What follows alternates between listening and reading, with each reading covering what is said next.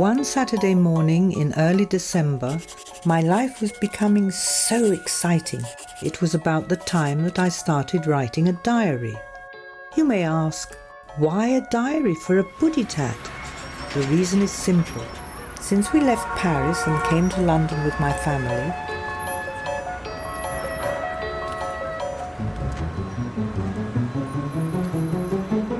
I had been involved in my very first detective adventure. From that time onwards, I had fantasized on becoming the world's smartest cat detective, #1 celebrity Snoopy Kitty in the world. The Adventures of Inca, the Siberian Wonder Cat, the best-known detective kitty on the planet, would become a masterpiece, a sure hit, a bestseller. Writing my diary became important as I was on my way to making my dream a reality.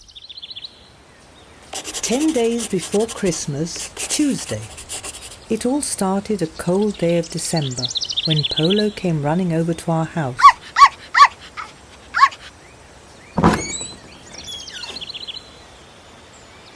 You all remember Boss, don't you? Said Polo out of breath. What a question. I felt a shudder run through my furry family.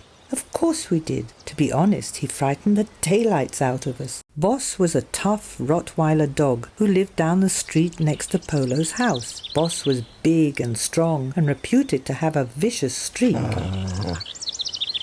He went with his master to the park every morning with his head held high. He had a hoity-toity expression on his face, with snooty airs towards any animal that was not at least as tall as him. The only cat that he had any respect for was Monk. Monk could be menacing when it pleased him. Boss is in real trouble, Polo went on, and needs our help.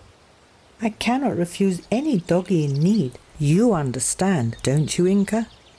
I invited him over. What? I gasped. The hair on the back of my neck raised in horror despite myself. We were going to have Boss amongst us?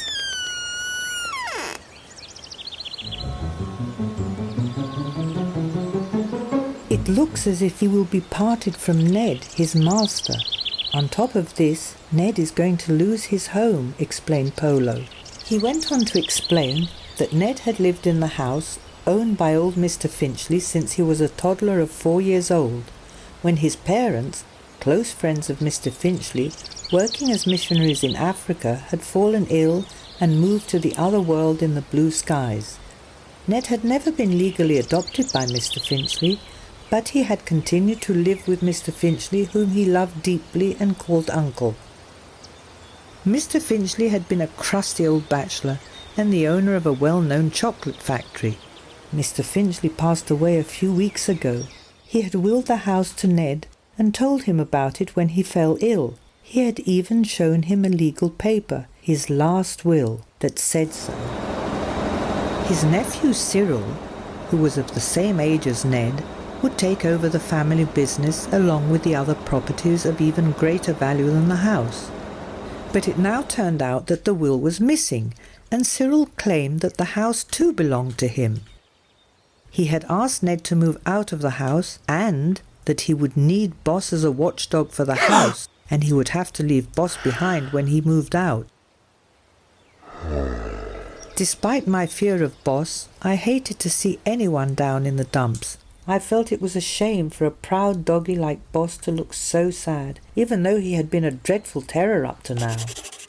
8 days before Christmas, Thursday morning. With regard to this case, the decision had been made. We were all convinced that Cyril had stolen the will, the legal paper handing over the house to Ned. I couldn't get this case out of my head. I have to go into Cyril's room and search it.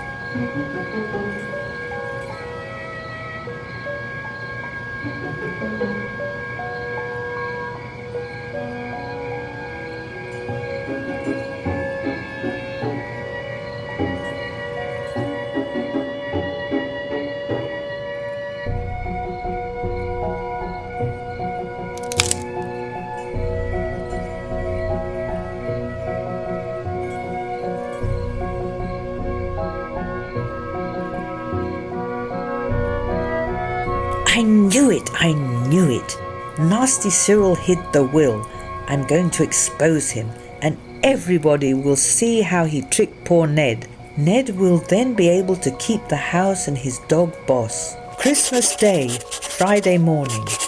Now, as I, Inca, the best-known detective kitty on the planet, solved the case of the missing will, we can all happily celebrate together.